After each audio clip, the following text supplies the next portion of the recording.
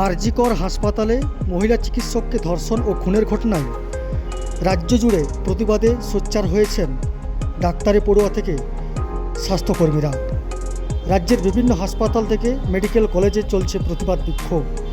এই ধরনের প্রতিবাদ দেখা গেল পুরুলিয়া জেলাতেও।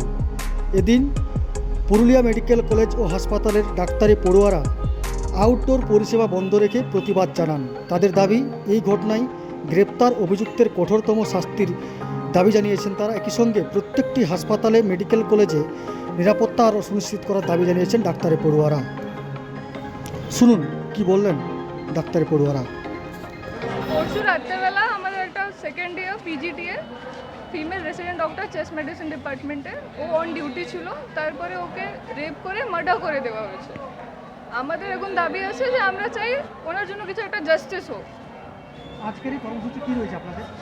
আমরা আপাতত ওপিডিগুলো সব বন্ধ করছি, এমার্জেন্সি সার্ভিসেসরা অ্যাভেলেবেল থাকবে। আমরা চাই যে এই যে হিনিয়াস একটা হয়েছে ওর জন্য কিছু একটা জাস্টিস হোক। কিন্তু আমরা তো দেখতে পাচ্ছি এই মুহূর্তে একজন অ্যারেস্ট হয়েছে।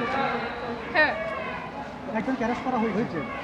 আমরা ওইটাই চাই যে ফার্দার লিগ্যাল অ্যাকশন নেওয়া হোক আর কিছু একটা এক্সাম্পল সেট করা হোক, তাহলে যে এরপরে ডক্টরদের উপরে কিছু একটা খারাপ অ্যাক্ট হবে না। তাই আমরা প্রোটেস্ট করছি। মেঘা রয়।